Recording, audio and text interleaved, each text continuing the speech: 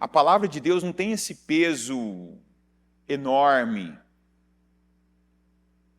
Não tem esse peso estrondoso, que quando ouve a pessoa, ela faz aquilo ficar reverberando dentro dela. Olha o que Deus está falando, olha o que Deus está dizendo para mim, olha, eu vou me apegar a isso, agora eu vou ficar repetindo isso o dia inteiro, essa palavra, esse versículo, essa declaração poderosa. Não.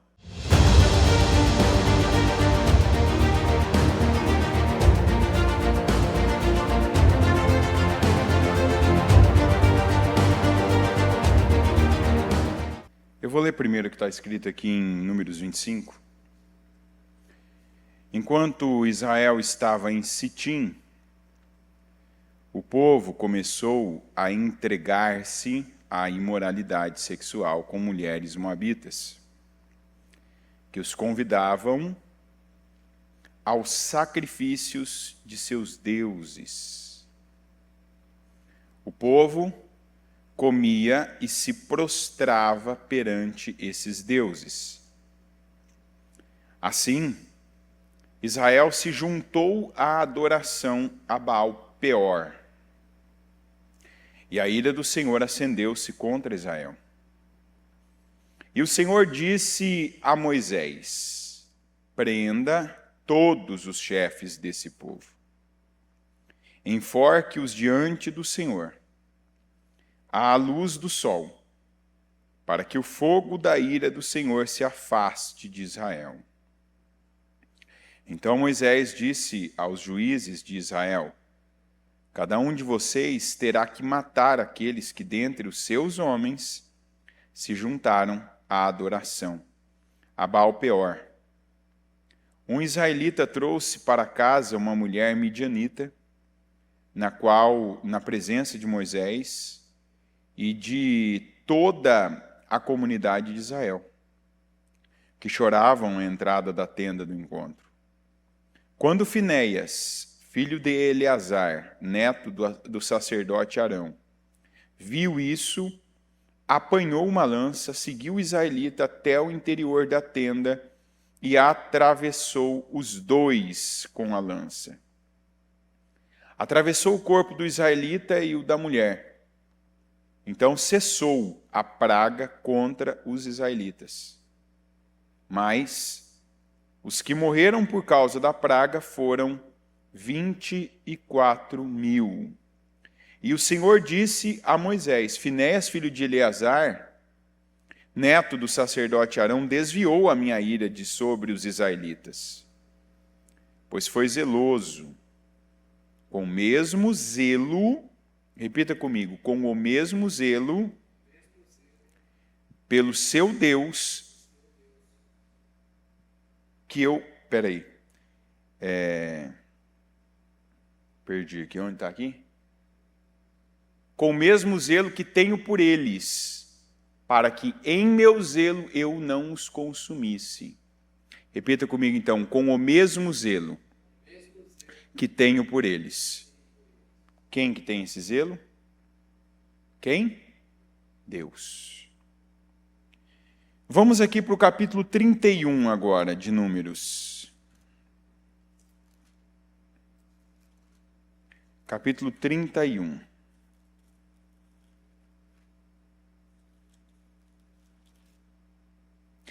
O Senhor disse a Moisés: vingue-se dos midianitas pelo que fizeram aos israelitas. Depois disso, você será reunido aos seus antepassados.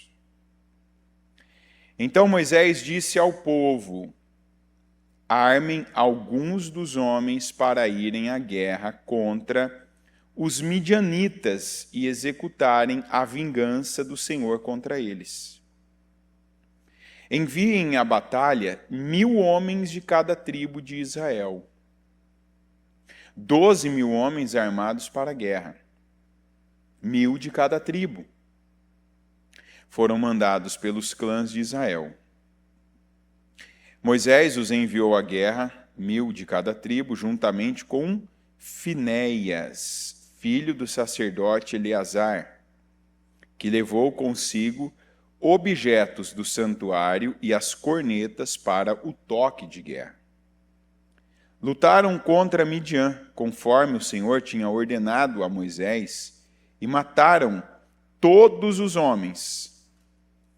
Entre os mortos estavam os 5 reis de Midian, Evi, Requem, Zur, Ur e Reba. Também mataram à espada Balaão, filho de Beor. Os israelitas capturaram as mulheres e as crianças midianitas e tomaram como despojo todos os rebanhos e bens dos midianitas. Queimaram todas as cidades em que os midianitas haviam se estabelecido, bem como todos os seus acampamentos. Tomaram todos os despojos, incluindo pessoas e animais. E levaram os prisioneiros, homens e mulheres, e os despojos a Moisés, ao sacerdote Eleazar e à comunidade de Israel em seu acampamento nas campinas de Moabe, frente a Jericó. Moisés, o sacerdote Eleazar e todos os líderes da comunidade saíram para recebê-los fora do acampamento.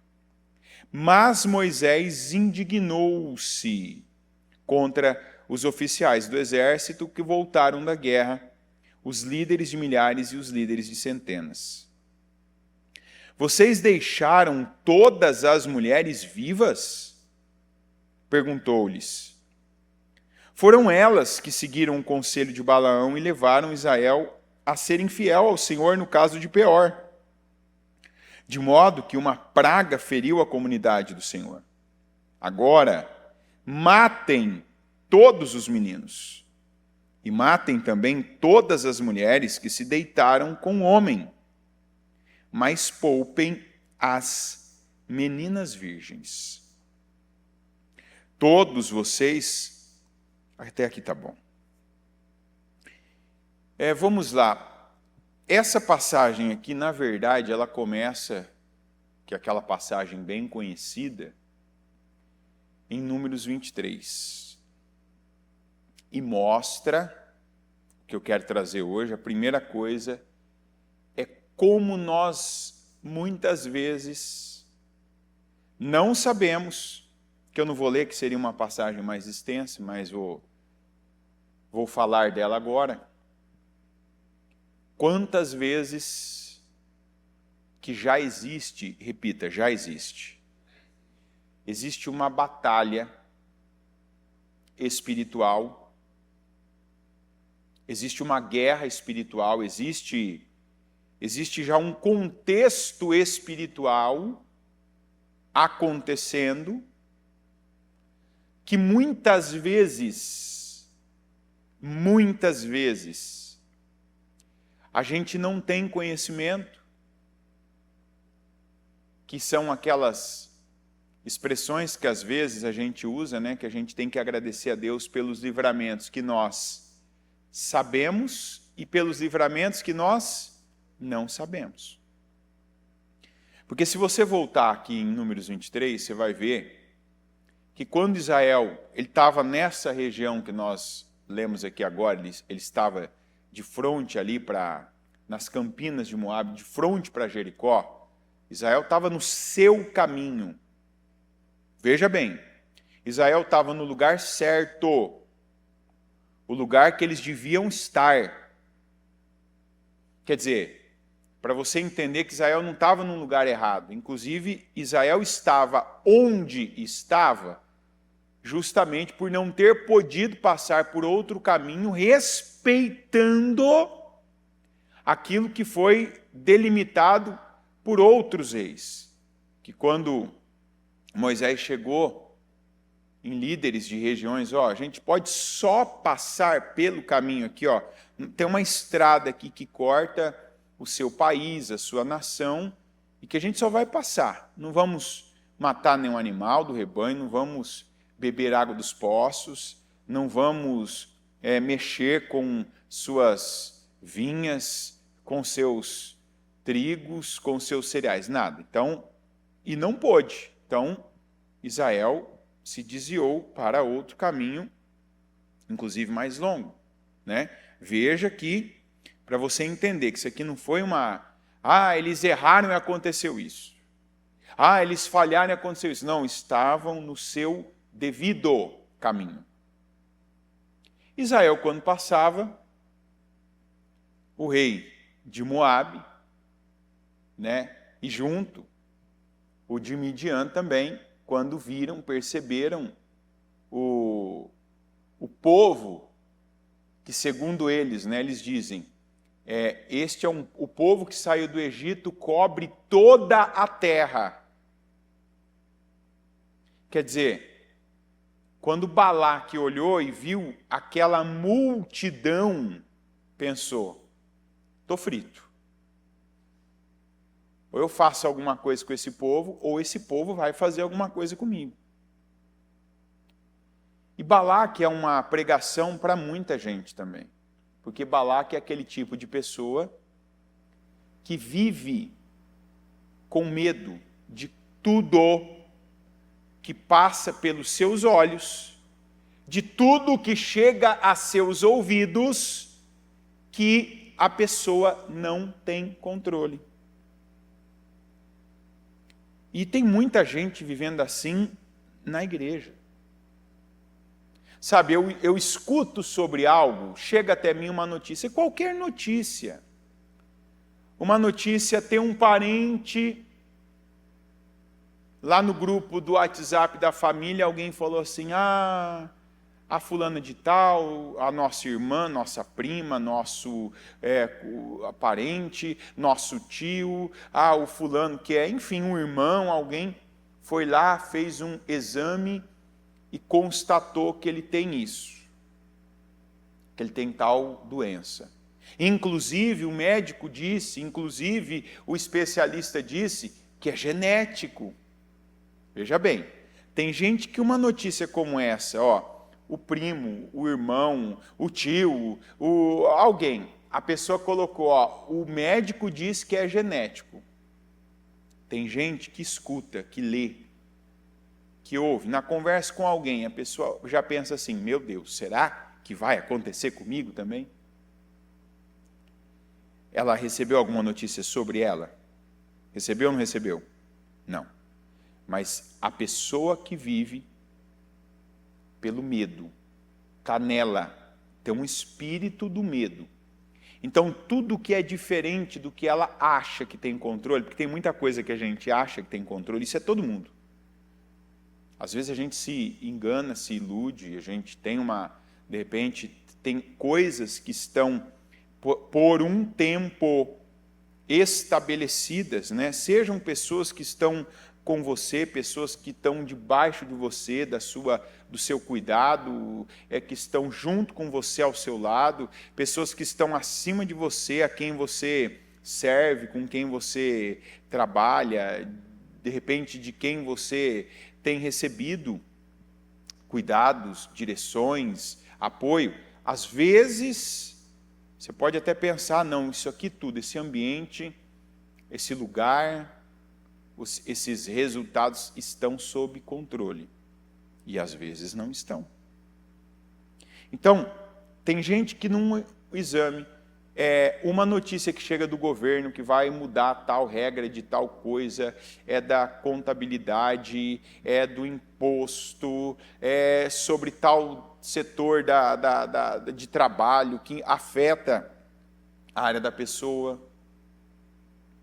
É a situação da economia global, a situação da economia nacional.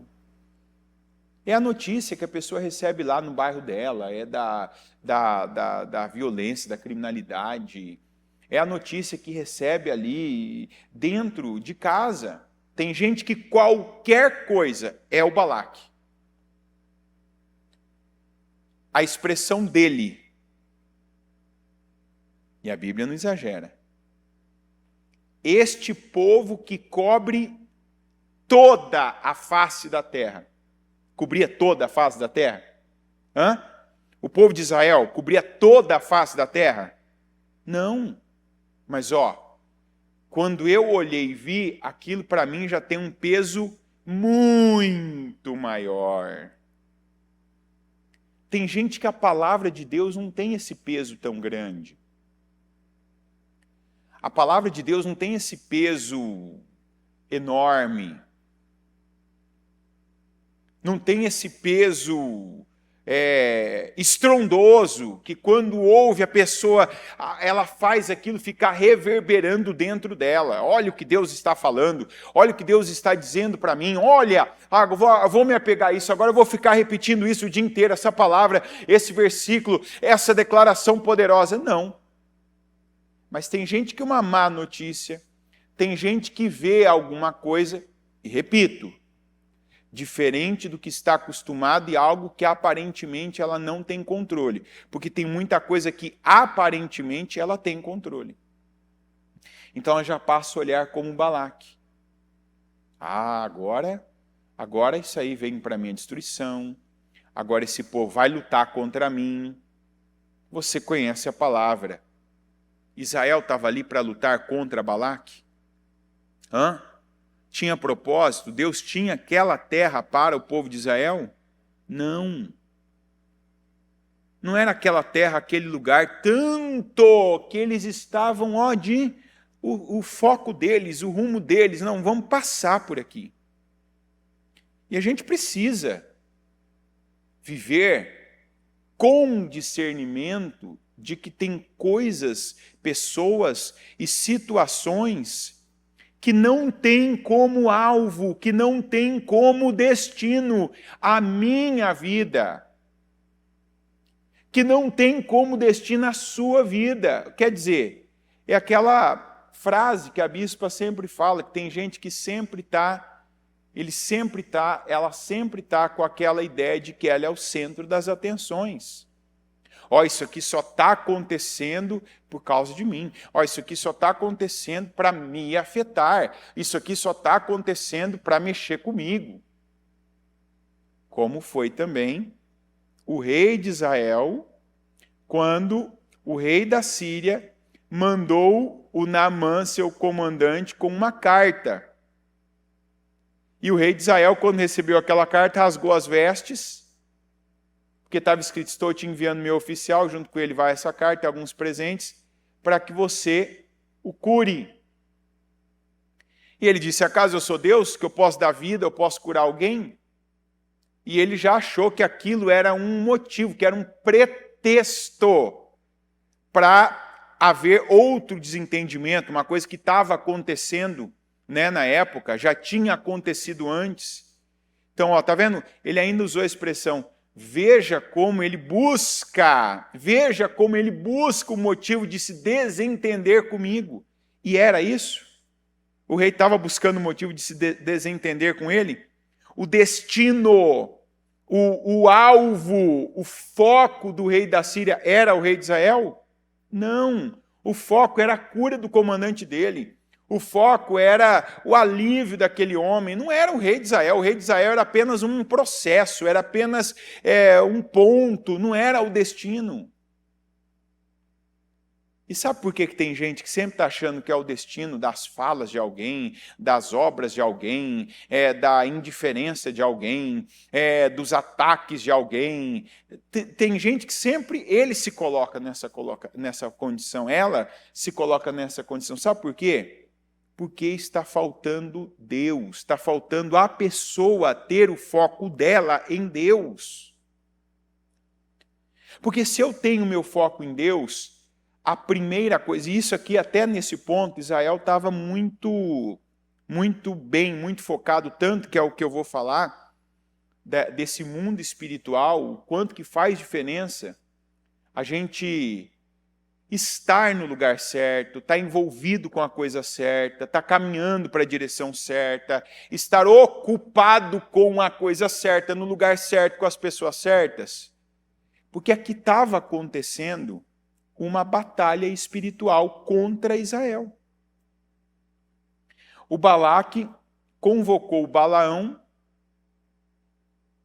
que era um homem que fazia oráculos, ele fazia declarações, e as declarações de Balaão, elas tinham um poder na época. O que chama-se de oráculo, que é a voz de Deus para uma situação, para um povo. O Balaão tinha um poder, tanto que veja que houve uma reverência com ele. Veja que ele, contrariando um rei da região, ele não foi ameaçado de morte. Então eu vou te matar. Opa, havia um temor. Ele tinha um peso, tinha um poder espiritual. Então Balaque convocou o Balaão para... Israel estava no seu caminho. Diga, seu caminho. Diga, seu lugar. Diga, seu foco. Qual era o foco de Israel? Qual era o foco de Israel? A terra que o Senhor tinha delimitado. Aquela terra que a gente sempre fala. Esse é o lugar que você vai. Você está indo para... Qual que era o foco de Israel? Israel estava indo para onde? Canaã. Não era Moabe, não era... ali, legal, bacana, gostei, mas não é o meu lugar. É bom para outro, não é bom para mim, não é o que Deus tem para mim. Isso é uma coisa que muda a vida de uma pessoa, que define a vida de uma pessoa, que estabelece, né, a alma de uma pessoa no lugar certo. Qual que é o lugar certo da alma de uma pessoa? Aquele lugar que Davi falou algumas vezes no Salmo. Fica tranquila, ó minha alma. Fica tranquila. A nossa alma não é para viver agitada, inquieta. Por que você está ansiosa, ó minha alma? Por que você está inquieta, ó minha alma?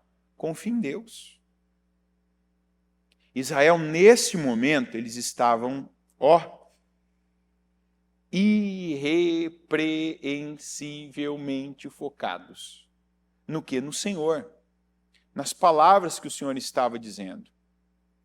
Tanto que, você vai ver ali no capítulo 23 e no 24, que Israel não viu toda aquela situação do Balaque com Balaão.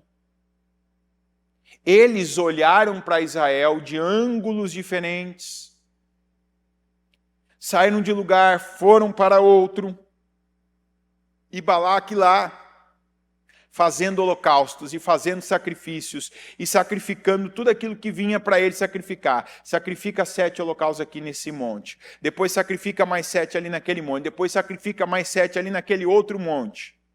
E amaldiçoa Israel. Vai, amaldiçoa Israel. Vai, amaldiçoa Israel. E daí vem aquele versículo, né, dos Números 23, que contra Jacó não vale encantamento. Contra Israel não vale encantamento. Não está escrito aqui, mas daqui você vai tirar a conclusão de que maldição sem causa não pega, não se estabelece. Por quê? A causa é quando você se abre para a maldição desobedecendo a Deus, quando você está no lugar errado, diferente do lugar que Deus mandou você estar. Quando o teu foco, ele está errado, ele não está onde Deus mandou ele estar. Israel aqui estava focado, estava no lugar certo, estava caminhando da direção certa, estava do jeito certo, seguindo, obedecendo as posições que Deus mandou. Então, olha bem, eles não sabiam. Não foi Arão que foi lá defender o Israel, nem estava mais. Não foi Moisés. Não foi alguém lá, o próprio Eleazar, que agora era o sacerdote, ele não foi lá defender Israel. A defesa de Israel foi a obediência, mas tinha uma batalha espiritual acontecendo, mas em vários focos diferentes de Israel. Uma hora estava numa lateral que avistava eles de um ponto, de um ângulo, e tinha ali alguém insistindo, amaldiçoa, amaldiçoa. O que quer dizer o amaldiçoar? Enfraquece, quebra de um lado. Quer dizer, baixa o poder desse povo, diminua a intensidade desse povo. Balaão não pôde. Não, então vem aqui do outro lado aqui, do outro lado. Amaldiçoa, amaldiçoa. Balaão não pôde. Aí veio pelo lado de trás. Israel, na sua vida, no seu foco, Estava acontecendo paralelamente. Quer dizer, eles estavam num lugar, eles não estavam vendo aquilo, eles não estavam ativamente envolvidos com aquela situação, mas a situação estava acontecendo. E não é diferente conosco.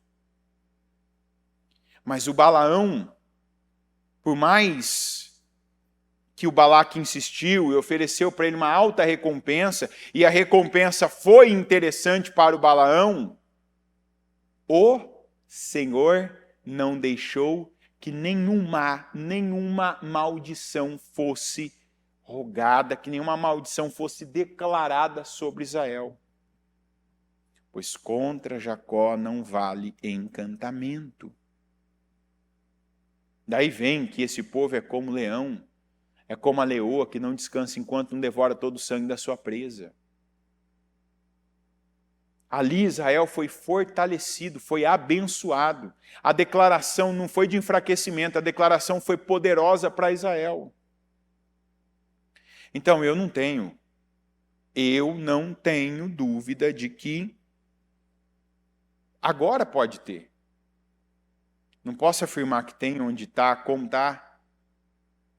Mas quantos aqui estão vivendo esse tipo de batalha espiritual? E o que Israel fez para vencer essa batalha espiritual? Neste ponto que eu estou te falando, o que Israel fez? O que Israel fez, gente? Está muito frio aí para vocês ou não? Tá bom ou tá frio? Tá bom, né? Ninguém falou nada, então vou contar que tá bom. Israel continuou.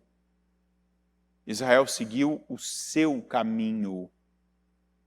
Não foi isso? O seu caminho. Deus mandou eu estar aqui. Onde eu estou? Aqui. Deus mandou eu fazer isso. O que eu estou fazendo? Isso. Deus deu vitória a Israel naquela situação? Deu ou não deu? Perfeito. Só que quantas batalhas espirituais é o que aconteceu com Israel. Eles estavam vivendo livramentos que eles não sabiam, eles estavam vivendo vitórias que eles não sabiam, eles estavam crescendo e eles nem sabiam, mas estavam recebendo, estavam vivendo. Tem batalhas espirituais acontecendo agora.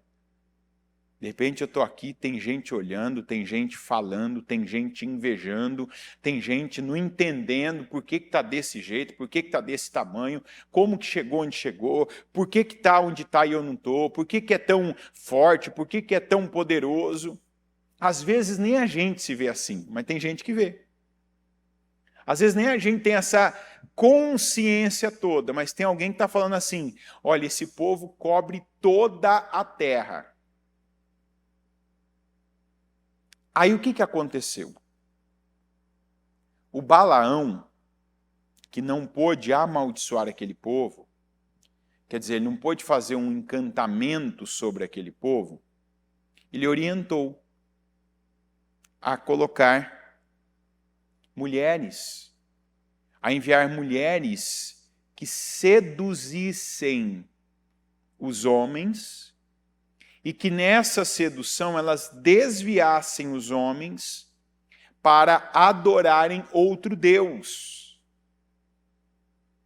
E aquilo seria um problema, aquilo seria uma fraqueza. O que ele não fez por uma palavra, um encantamento, ele aconselhou fazer de forma individual. Ou seja, ele ensinou a infiltrar no meio daquele povo com algo que era uma tendência, né? Desde que o mundo é mundo, um homem leva uma mulher a um caminho, uma mulher leva um homem a um caminho, se o outro permitir. Então aí o que aconteceu? Mulheres midianitas entraram no meio de Israel e começaram a seduzir esses homens. E esses homens, além de ter relações sexuais com essas mulheres, eles também passaram a adorar o Baal Peor, que devia chamar Baal Pior. Porque veja que dificilmente uma praga matou tanta gente num único momento como aqui, na época do povo de Israel aqui no deserto. E olha que coisa, né? Quando eles estavam caminhando, focados, a batalha espiritual estava sendo vencida. Aí vem, sabe, quando fica só a conclusão, só o tal do arremate, o acabamento. Chega a nossa hora de dar uma prova a Deus, chega a nossa hora de dar uma resposta. Até aqui, como se diz, né, Ebenezer, até aqui me ajudou o meu Senhor. A gente precisa, todos os dias da vida, lembrar Ebenezer. Ebenezer é uma das palavras que eu acho mais bonitas e mais fortes que tem dessas palavras hebraicas que ainda ficaram, né? Ebenezer. Quer dizer, até aqui me ajudou o Senhor. Não vou eu colocar a perder o que até aqui eu cheguei, eu conquistei, eu vivi, eu recebi, eu fui livrado, eu fui protegido, eu fui guardado. Olha aqui, a Bíblia diz que 24 mil morreram por conta daquela praga. 24 mil israelitas morreram por conta daquela praga. Que desgraça! E eu falo desgraça da palavra. Olha que ausência da graça de Deus. 24 mil morreram. Depois, com 12 mil, quer dizer, metade daquele número, resolveram. E quase não resolveram. Olha como que momentos, né? Os acabamentos, os arremates, as finalizações, as conclusões de batalhas espirituais definem a vida de uma pessoa. Aqui no capítulo 25 que nós lemos, nós vimos que 24 mil morreram. Não foi isso? Por que morreram? Porque caíram na sedução, porque agiram, porque responderam à situação com a carne, com desejo sexual. E aí eu tenho que falar sobre esse assunto. Você já percebeu que de Gênesis a Apocalipse, a imoralidade sexual, ela é um problema que desgraça, que arruína, que dizima famílias, cidades, nações. Que desde sempre é uma das maiores armas do diabo. Olha Sodoma e Gomorra. Olha tantos lugares. Olha hoje, os dias de hoje. Não adianta você ficar aí achando que você vai ver um videozinho, que você vai ver uma pessoa aí com expressões, piadas, imagens. A tua própria imagem. E não é só a mulher, é a mulher e o homem. Quando você está num lugar, quando você veste alguma coisa, quando você usa um perfume, quando você está em determinada posição, quando você olha para alguém,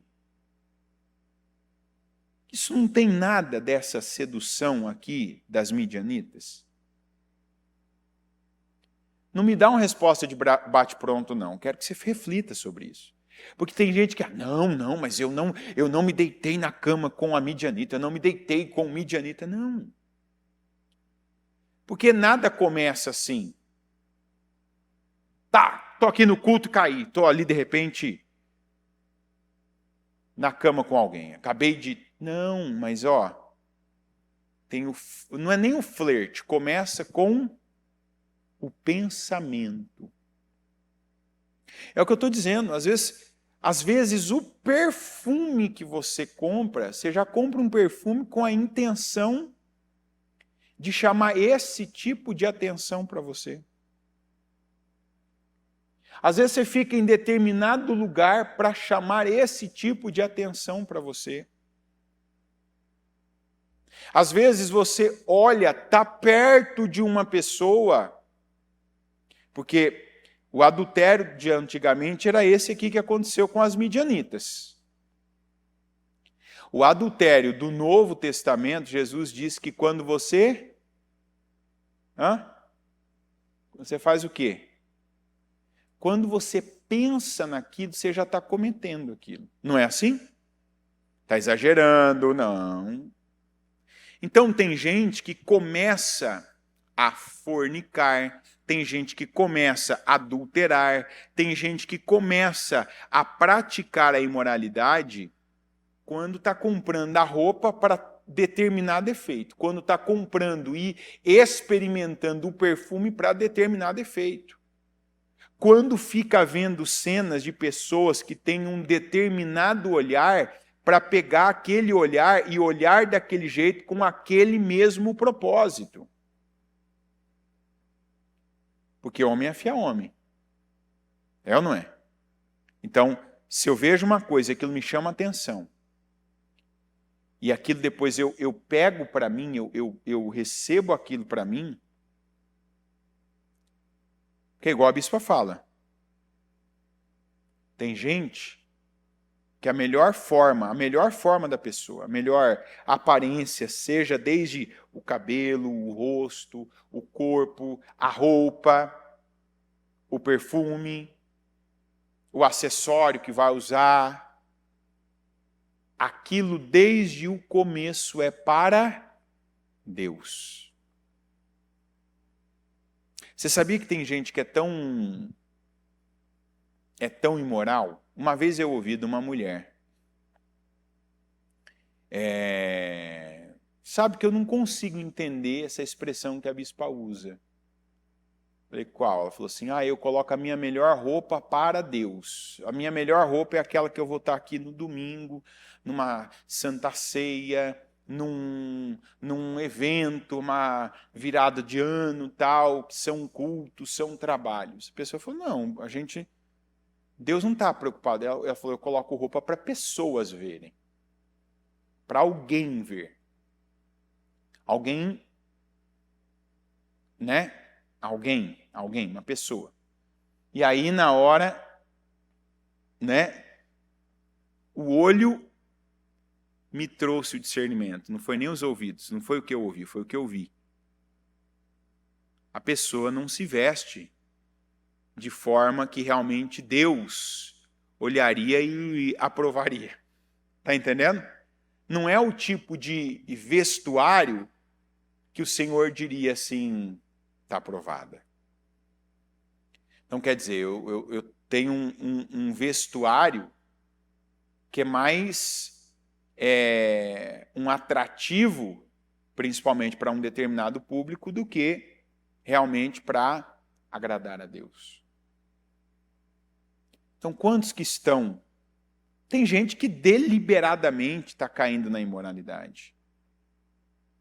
Mas eu estou indo além daquilo que é óbvio, né?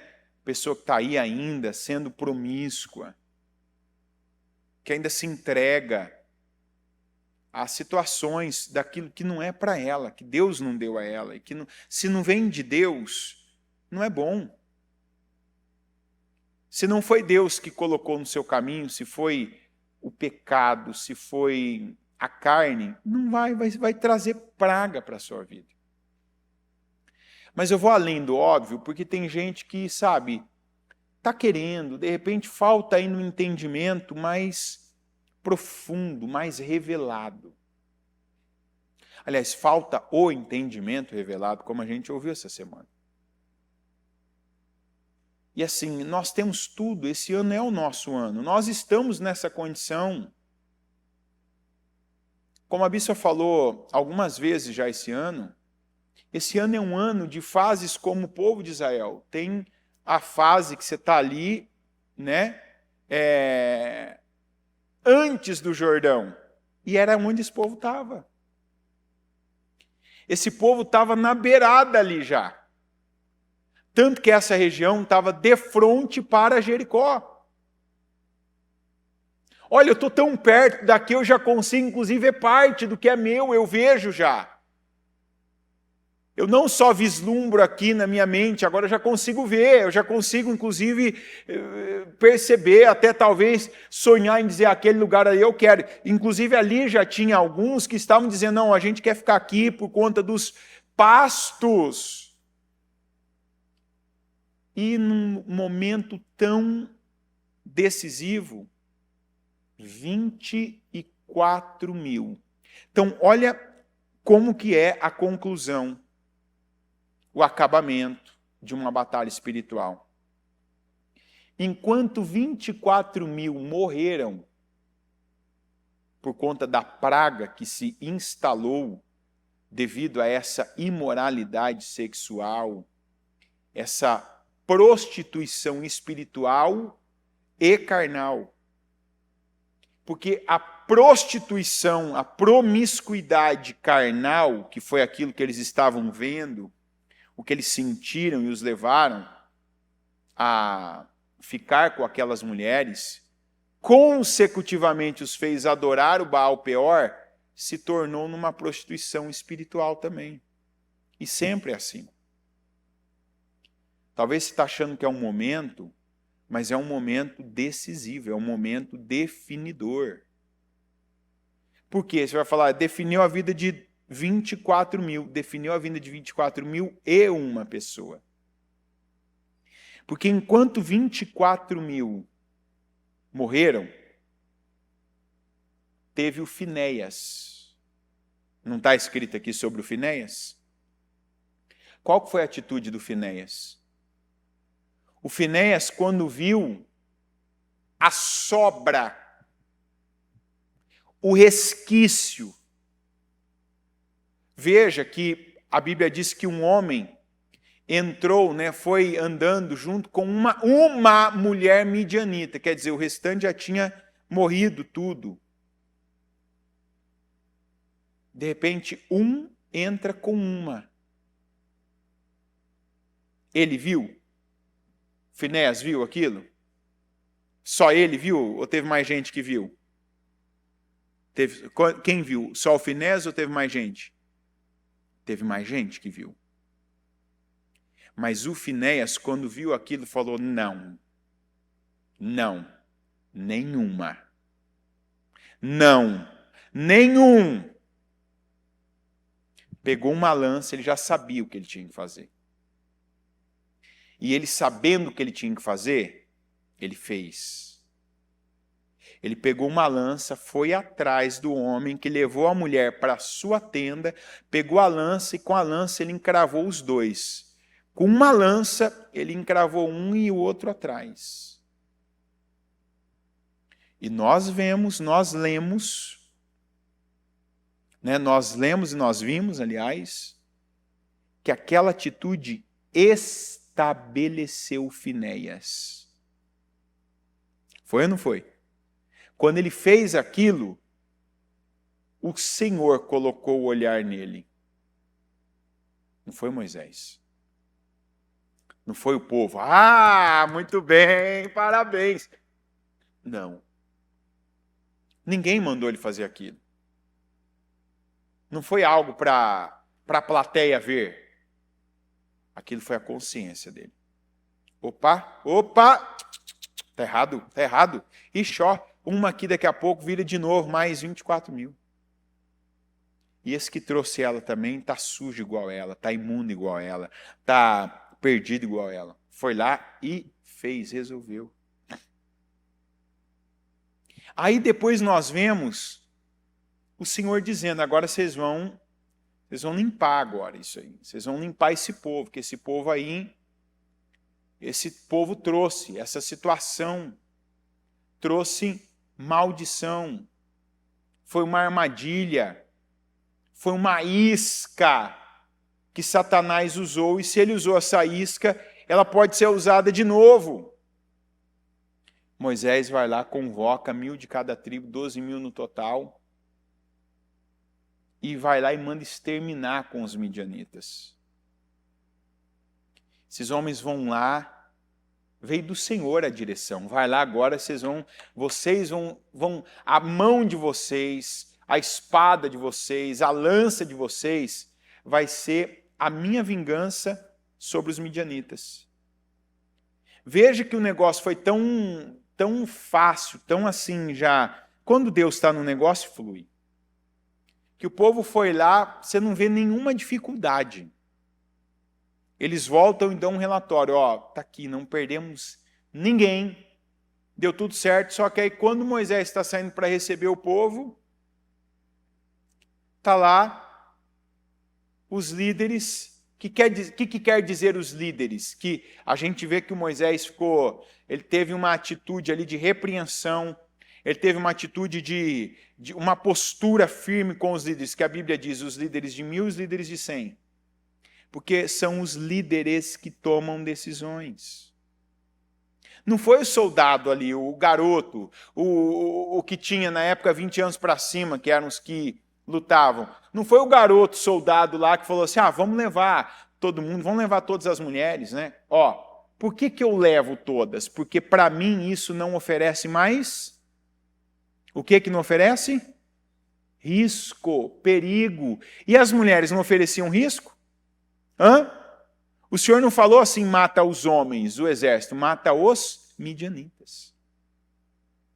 Sai o Moisés, vê aquele monte de mulher, quer dizer, né? Dá para ver, essas mulheres aqui são iguais àquelas, são como aquelas. Por que está trazendo isso de volta para o acampamento? Moisés ficou, a Bíblia diz, Moisés indignou-se. E aí o que eu estou aqui trazendo para você, desde lá do 23, que eu não li, mas expliquei. Nós estamos num tempo, e não é agora, é sempre, mas não dá para falar do amanhã e nem do ontem, é agora. Tem batalhas espirituais acontecendo.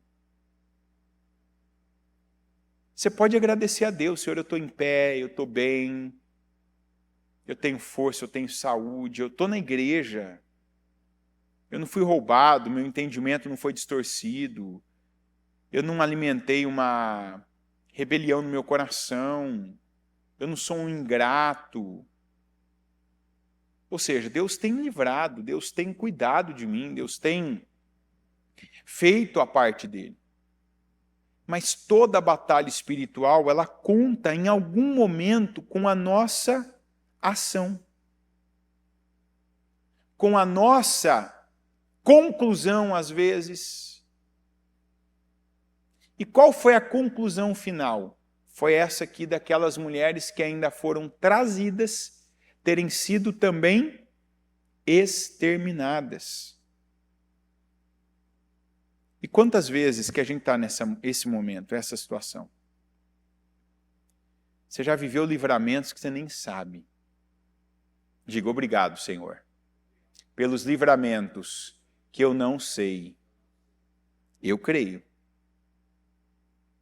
Eu creio que teve momentos que eu estava ali na minha toada, estava ali, não estava sabendo o que estavam falando, quem estava falando, por que estavam falando, mas que o Senhor estava lá, me protegendo, não deixou o pior acontecer, me livrou, colocou um limite.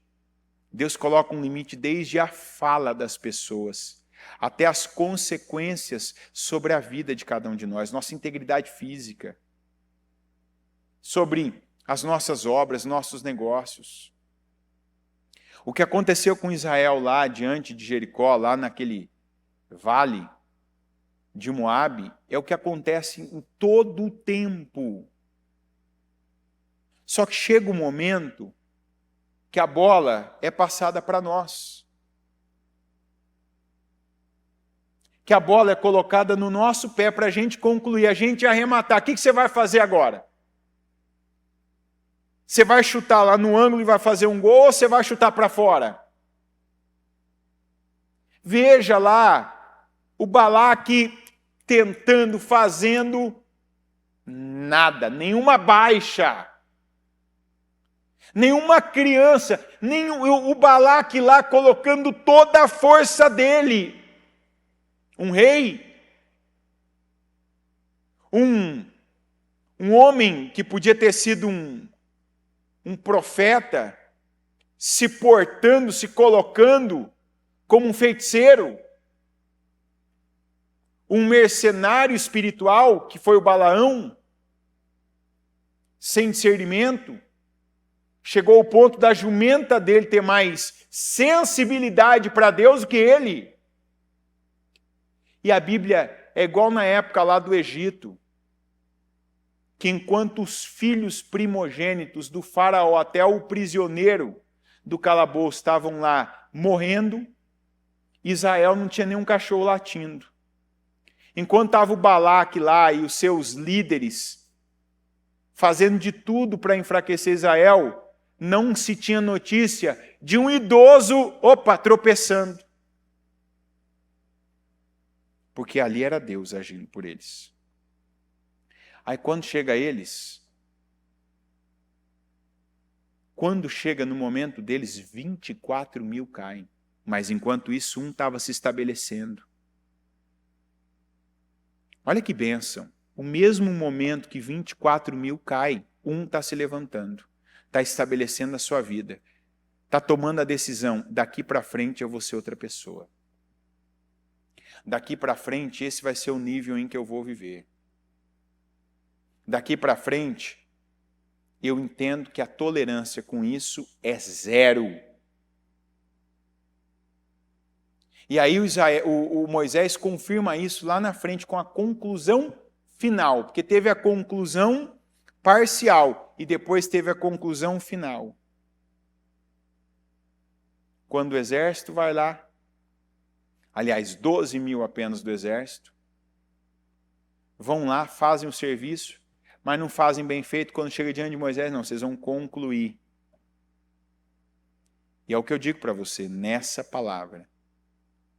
O que está chegando para você, a finalização, a conclusão de lutas espirituais que muito provavelmente você nem sabe quando e onde começou.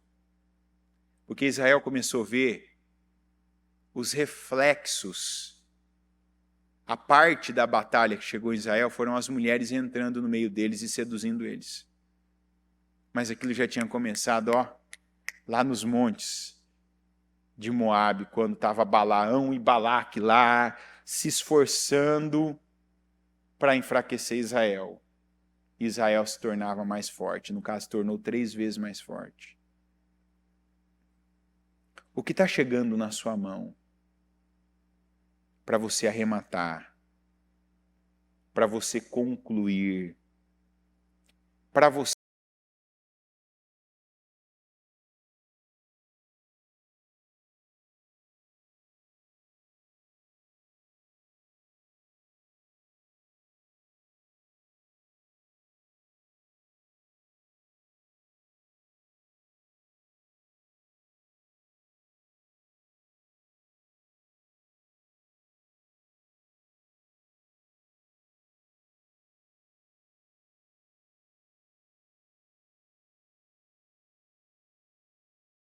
ir aqui. Não, eu tô longe. Você está longe fisicamente, mas está longe também internamente? Às vezes um desvio, não precisa 2, um desvio. Está derrubando tanta coisa na sua vida. Uma sedução daquelas mulheres custou a vida de 24 mil homens. E assim, não adianta, você vai lá e coloca a mão naquilo que é imundo, você está trazendo praga para a sua vida. Deus coloca uma cerca, uma redoma em volta de você, te protege no vale, te protege no monte, mas se você não tem atitude, se você não dá a resposta certa, te custa caro. Quantos estão nesse momento? Estão diante já, estão muito próximos do Jordão. Já ouviram, estão dizendo, inclusive, eu me preparo, eu tenho a unção de Josué, eu me preparo para atravessar o Jordão. Mas estão indecisos. Igual o exército de Israel. Mas mata as mulheres também? Já fui lá, lutei, deu tudo certo, maravilha, olha, conquistei. Mas as mulheres também tem que matar? Tem. Mata. Extermina. Limpa. Limpa. Esse é o momento definidor. É um momento decisivo. E como cada um está agindo nesse momento? Que resposta interna e externa eu estou dando? Eu estou aproveitando a oportunidade com o que eu sei, estou sendo um Finéias? Finéias, esse foi o ponto alto da vida dele, daqui para frente Finéias foi outra pessoa e teve outra posição. Foi ou não foi? Porque ele se estabeleceu. Porque ele deu a resposta certa. 24 mil morreram porque deram a resposta errada. Que morderam a isca. Porque foram seduzidos. Depois aqueles 12 mil foram lá e tiveram ali uma atitude muito boa, mas quase que aquela atitude não foi completa. Que é o que a Bíblia diz que a nossa esperança deve ter. A nossa esperança deve ter ação completa. Não adianta eu ter esperança até agora, e agora acontece uma situação, me decepcionei, não creio, perdi, não vai ser como eu pensei, que foi o que aconteceu com Abraão. Veja que a Bíblia fala da esperança do Abraão. Quando fala lá em Romanos, Abraão com esperança, e ali se tivesse escrito com esperança em Deus, creu contra a esperança terrena, estaria perfeito. Ou seja, cada dia ele renovava a esperança de que o que Deus falou aconteceria com ele. E é assim que tem que ser a nossa vida. Coloque-se em pé, por gentileza. E eu peço que com seus olhos fechados e as mãos no seu coração, você reflita sobre essa passagem. Saiba que essa batalha espiritual, ela é uma realidade para cada um de nós. Alguns estão na fase ainda do livramento sem saber. Mas mais cedo ou mais tarde, para alguns, já é a fase da conclusão, a fase do arremate, a fase da sua resposta.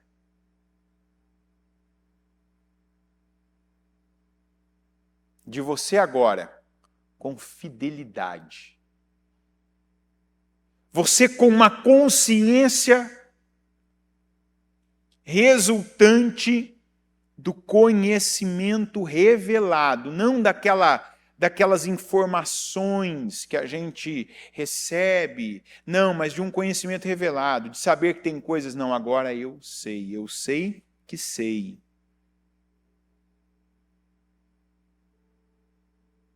Quantas coisas por um tempo eu preguei, sabia falar, sabia o versículo. Hoje eu nem falo delas, quando eu estou muitas vezes vivendo, mas eu sei o que sei, eu sei que está acontecendo aquilo. E aí não adianta falar para os outros, é bom, é legal falar para os outros, faz isso, você tem que dar essa resposta, você tem que agora agir assim. Não adianta falar, agora Deus quer ver.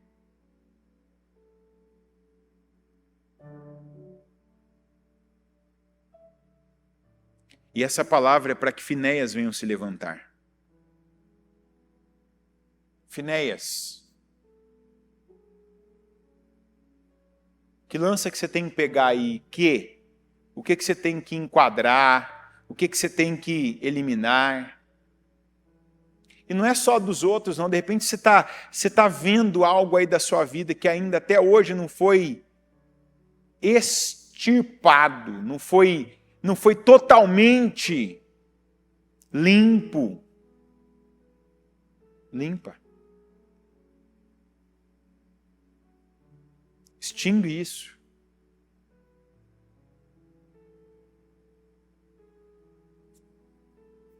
Tira isso.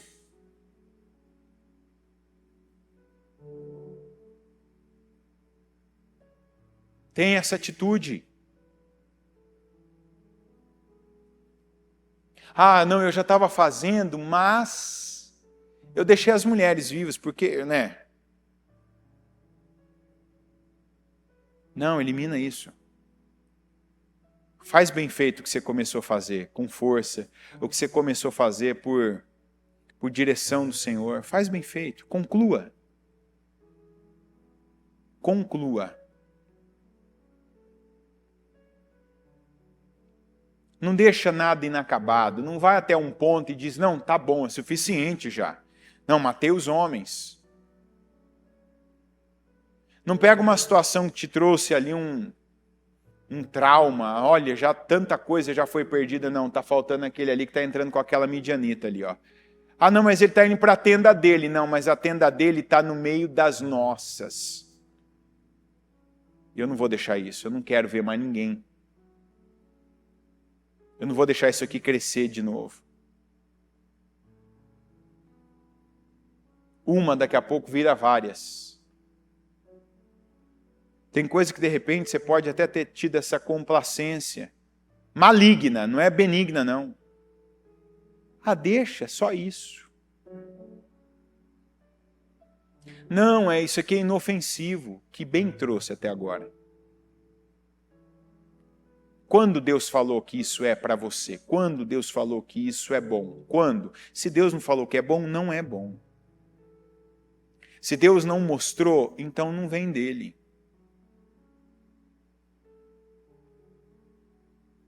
Que mais Finéias venham se levantar aqui nessa manhã.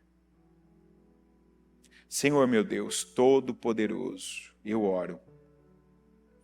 Como, meu Deus, quando ainda estava meditando nessa palavra, eu peço, meu Deus, essa visão revelada, essa força do Espírito Santo, esse poder para levantar-me como um Finéias. Alguém que não só não mordeu a isca do sentimento, a isca da imoralidade, a isca da contaminação, a isca do mistério, do novo, mas que não é bom porque não provém do Senhor. A isca do diferente. Quantos estão mordendo a isca do diferente? Porque não se fartam no Senhor. Porque até hoje o espírito da insatisfação é o que domina. E sempre estão em busca do diferente. O diferente, não tem que ter algo diferente, eu quero algo diferente, preciso de uma coisa diferente, de uma coisa nova. E a única coisa nova, boa, é aquela que vem do Senhor. O Finéias não precisava de uma coisa nova. O Finéias não precisou de uma coisa diferente. Aliás, ele viu que diferente era impuro, era contaminado, era reprovável, era abominável ao Senhor. E ele eliminou aquilo. E eu oro, meu Deus, para que esse espírito, como o de Finéias, seja o espírito de cada um de nós. Esse é o tipo de servo e de discípulo que o Senhor quer, meu Deus. Que o Senhor quer na vida de cada um de nós, que o Senhor quer na casa de cada um de nós, que o Senhor quer na tua casa, na tua obra. Quantos de nós, meu Deus, vivemos livramentos, recebemos livramentos do Senhor para agora termos essa atitude firme, convicta, baseada, meu Deus, na pureza do Espírito Santo, para termos ações, para termos obras como a de Finéias. E aquela obra, meu Deus, estabeleceu Finéias. Aquela obra fez com que ele fosse levantado como um cabeça. Que ele fosse, meu Deus, promovido para um lugar de destaque. E eu oro para que aqui também, meu Deus, aqui agora, para que nessa oração, meu Deus, enquanto decisões estão sendo tomadas, enquanto, meu Deus, a palavra está confirmando atitudes que foram, meu Deus, obtidas por pessoas que obedeceram, que creram, que tiraram de perto delas a contaminação, que eliminaram, meu Deus, todo o foco de desvio, que também, meu Deus, essa confirmação esteja acontecendo. E mais Finéias se levantando. Que haja temor, meu Deus, para que não morram, para que não sejam eliminados pessoas como esses 24.000. Mas que qualquer batalha espiritual que o Senhor já nos livrou, que o Senhor lutou por nós, que o Senhor nos protegeu, que o Senhor nos guardou, que o Senhor nos abençoou, que tenha, meu Deus, a conclusão, o arremate, a atitude de obediência, a postura, meu Deus, de quem crê no Senhor, de quem vai até o fim, de quem obedece totalmente, não de quem é parcialmente obediente. Eu conto, meu Deus, com a tua ajuda, com a palavra a cada dia sendo revelada para nós.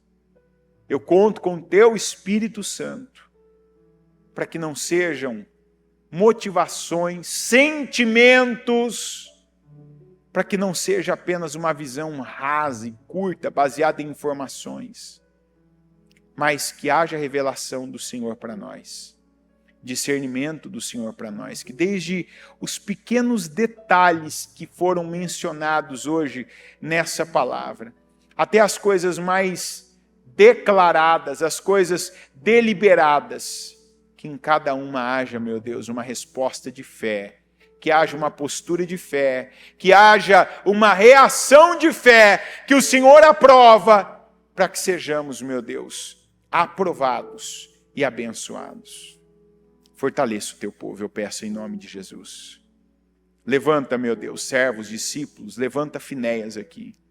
Levanta homens e mulheres que hajam, que reajam e que respondam, meu Deus, com a precisão, com a força, com a disposição de Finéias. E eu peço que, meu Deus, assim seja a começar por mim. Seja no interior, seja nas palavras, seja nas obras, seja nas ações e nas reações. Que assim o Senhor, meu Deus, venha, se agrade de nós e nos abençoe. É o que eu te peço e eu declaro essa bênção sobre cada um. Que aqui estejamos como estava o povo de Israel sendo abençoados por Balaão, e que aqui esteja, meu Deus, pessoas como Finéias, que pega a lança e com precisão, numa ação só, elimina duas coisas ao mesmo tempo. Que sejamos, meu Deus, como Moisés lá no final, e não, nem isso. Tira, extingue, limpa, que essa seja a nossa postura. A postura que o Senhor espera, que te agrada, e que vai levar nossa vida a promoções e a crescimento. É o que eu declaro, e eu abençoo a vida do teu povo, em nome de Jesus. Amém, amém e amém. Estão ligadas as suas vitórias? Você pega o Espírito. Que Espírito você pega? Mais do que vencedor. O Evangelho de Jesus Cristo é a boa notícia. Jesus tomou o nosso lugar pela punição do pecado, para que pudéssemos entrar em seu lugar de vida eterna. Eu convido você agora a se voltar para o Senhor em seu coração e dizer: eu o recebo como meu Senhor e Salvador. Eu entrego tudo nas suas mãos.